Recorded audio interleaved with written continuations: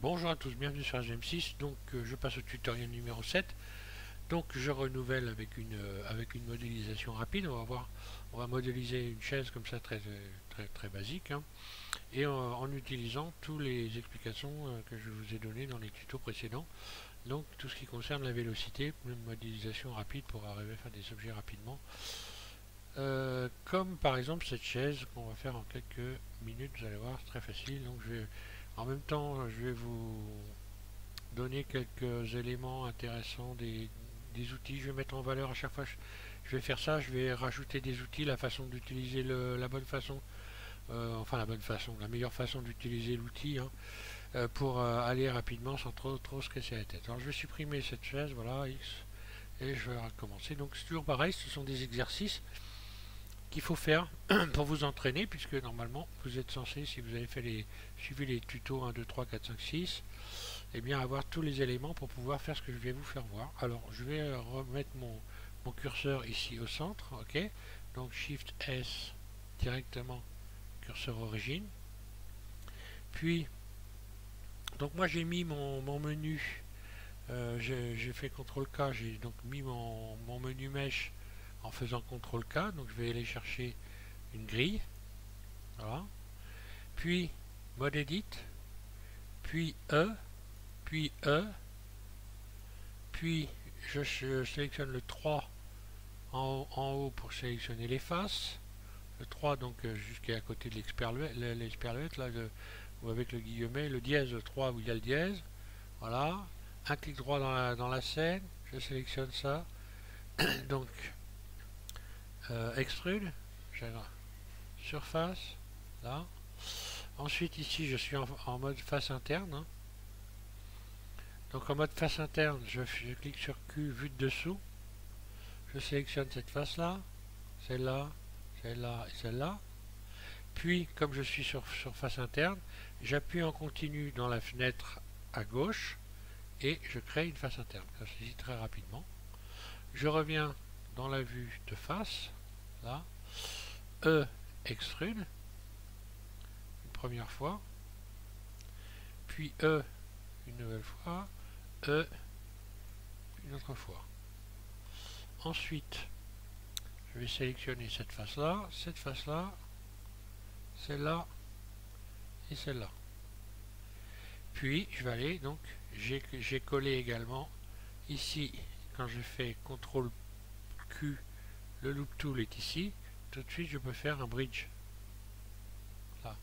Ensuite, je vais sélectionner ces faces-là, celle-là et celle-là. X face. Je les supprime pour pas avoir de problème par la suite, hein. Ensuite, je vais sélectionner le mode arrête. Donc, j'appuie sur le E accent aigu 2. Là, je vais donc ici sélectionner ce tour d'arrêt là, celui-là, celui-là. Donc, je fais Shift Alt, un clic droit. Hop là, un clic droit sur le tour ici. Puis, CTRL Q, bridge. Voilà, j'ai bridgé ça.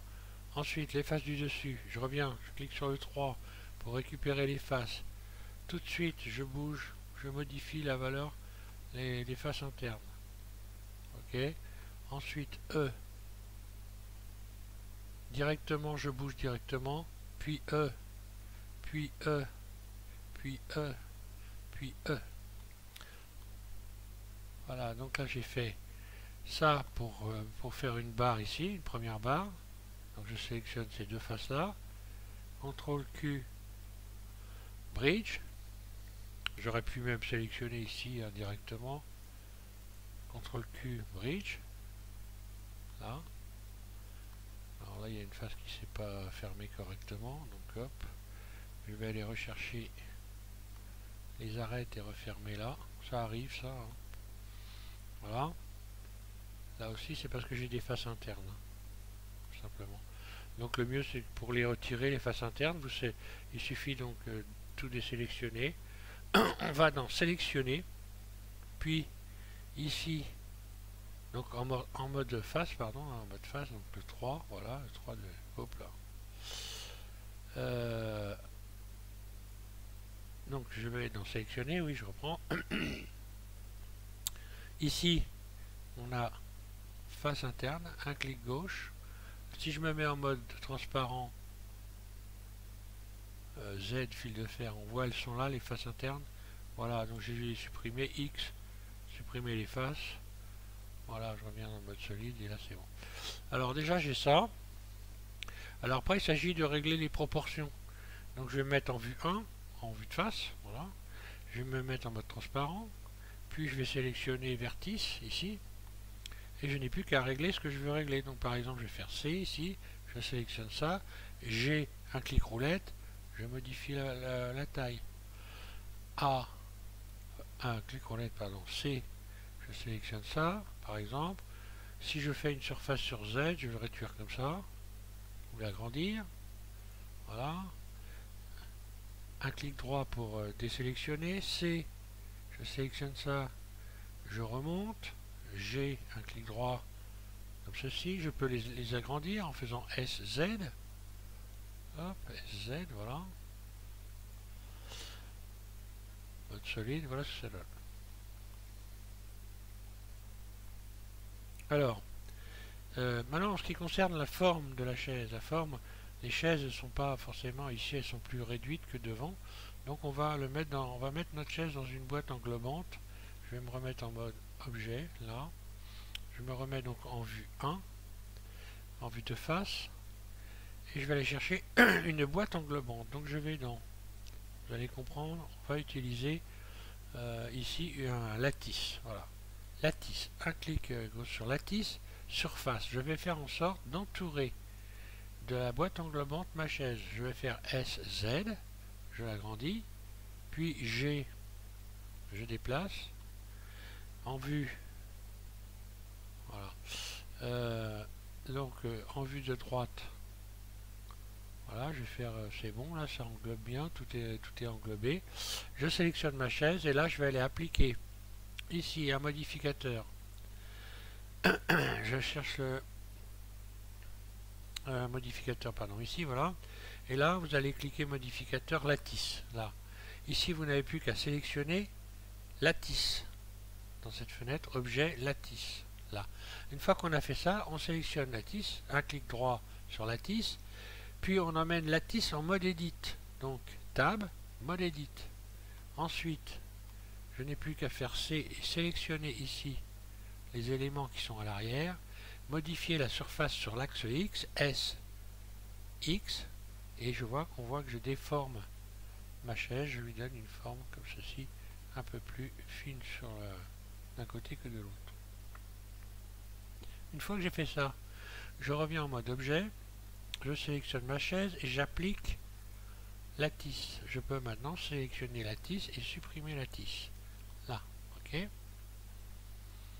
Je vais ramener ma chaise en mode edit, là, et on va regarder ce qui se passe lorsque l'on utilise l'édition proportionnelle. Donc bon, là déjà pour commencer, si je devais faire des réglages, hein, alors évidemment là je le fais vite, hein, mais là ça serait un peu trop épais cette barre, donc après c'est du peaufinage, hein. Je vais me mettre en mode fil de fer et puis je vais faire SZ, réduire la surface sur Z, voilà, pour que ça soit un peu plus cohérent, voilà. Alors ensuite, bon, je vais mettre en vue de face, donc je clique sur le 3 ici et on va utiliser directement le mode. Alors vous cliquez sur O. Sur O, ça ouvre ici l'édition proportionnelle. Il n'y a plus qu'à sélectionner ici, suivant la forme qu'on veut donner à la forme pointue, arrondie. Donc là, adoucir, c'est une forme globale. Donc si je clique sur faire, lorsque je vais attraper ici, que je vais bouger. Ah, pourquoi elle bouge ma truc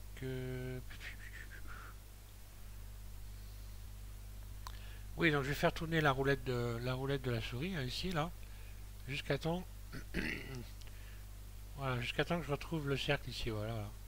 Hein, ça, en fait, c'est la zone. Ça délimite la zone qu'on va déplacer. Si je déplace une zone, que j'appuie sur un clic roulette, donc je vais également axer le déplacement de la zone. Donc là directement, si je sélectionne ceci, par exemple, que je monte comme ça directement, voilà, je peux un clic roulette et je me retrouve dans l'axe. D'ailleurs, si j'attrapais cette face ici, que je la déplaçais sur la droite, et que je fais un clic roulette, eh ben on voit que ce qui se passe, la sélection est venue se positionner sur les normales, donc sur l'axe X. Voilà. Donc là, comme ça, on peut déformer des éléments en faisant ça directement. On attrape l'élément et hop, voilà. Un clic roulette, je déplace et hop, un clic gauche, je libère. Donc il faut se méfier d'une chose, c'est que c'est la zone, il faut bien faire attention à la zone ici. Donc des fois vous n'allez pas la voir. Hein. Alors vous allez bouger toute la chaise complète. On voit que si j'agrandis ici, je bouge, et en fait je bouge toute la c'est ce qui m'est arrivé là. Je bouge toute la chaise. Il faut que je réduise la zone que je vais déformer. Un clic roulette, et voilà, je peux. Donc évidemment, pour pouvoir faire ça, il faut avoir de la matière, donc des vertices. Donc voilà, c'était un petit truc. De la même façon qu'ici, on a vu, hein, pour les faces, hein, pour quand on fait des faces internes, ici, si je clique ici sur face interne, donc directement j'appuie à gauche dans la fenêtre ici, donc suffisamment loin de la face sélectionnée pour pouvoir créer tout de suite. Voilà, et je bouge ma souris, je libère, et voilà. Extrude, par exemple. Voilà pour cette petite démonstration. Donc à vous de jouer encore une fois là. Ce qui est intéressant évidemment c'est de modéliser cette chaise. Après vous pouvez vous amuser à passer dans le mode SolidWorks, de la peindre par exemple, pour histoire d'en faire un petit peu plus que la normale. Donc je vais me passer dans le mode SolidWorks. Ici, voilà. Ah, j'y suis déjà. SolidWorks, je raconte moi. Workbench. Workbench, puis je vais faire Shift, Tab, pardon, peinture, et là, W, par exemple, je vais prendre le vert, voilà, et c'est parti pour la peinture. F. Alors pour la voir, il faut évidemment se mettre ici. Donc là, pour voir la peinture, le raccourci clavier, ça va être donc Z, mode rendu, là, voilà. Et puis là, il faut sélectionner Vertex, voilà. Vertex, et là, vous avez la peinture. F pour agrandir et réduire le pinceau, en fait, voilà. W, je change de couleur, je vais peindre par ici. Alors, moins il y a de vertices, et plus il faut que le pinceau soit large, en fait. Voilà, moins il y a de trucs à supporter, plus le pinceau doit être large, ça importe. Autrement, si je fais un tout petit pinceau, alors je vais faire F, je réduis le pinceau, on va voir que ça va être... Voilà, si ça marche. Hein. Ah oui, là j'ai du noir, tiens. Alors là, c'est que simplement, ben voilà, W. C'est capricieux ces petites choses-là. Hein. Ah, voilà. Alors qu'est-ce qui s'est passé? Ça fait ça assez régulièrement. Voilà. J'ai dû faire une fausse manip, bon, rien de grave. F, j'agrandis la zone que je veux peindre, etc. Etc. Voilà, amusez-vous. Vous y rajoutez un matcap pour lui donner un peu de la brillance éventuellement, enfin peu importe. Encore une fois, un peu comme on a fait avec le bureau, vous pouvez rajouter un matcap. Tiens, on va mettre un matcap bleu brillant. Ensuite, ici, vous pouvez, je recommence, aller dans les ombres, vous cochez les ombres, là. Comme ça, vous pouvez modifier les ombres, on le voit, hein. Modifier la valeur là. Ici, un clic gauche, cavity, voilà. Donc là, ça va être là, c'est la lumière encore. Et là, ce sont les arêtes. Hein. On délimite ici, on le voit là. Cette valeur-là va délimiter les arêtes. Ok. Et puis ensuite, ben, je peux mettre un contour, par exemple. Je vais mettre un contour blanc. Allez. Voilà, on le voit le contour ici. Ensuite, gestion des couleurs. Vous pouvez donc modifier encore exposition. Là. Voilà. Et si vous voulez faire un rendu, eh ben vous allez ajouter donc forcément une caméra. Donc là, je reviens dans le mode objet, ajouter caméra, enfin pas haut-parleur, pardon, X, supprimer, ajouter donc une caméra.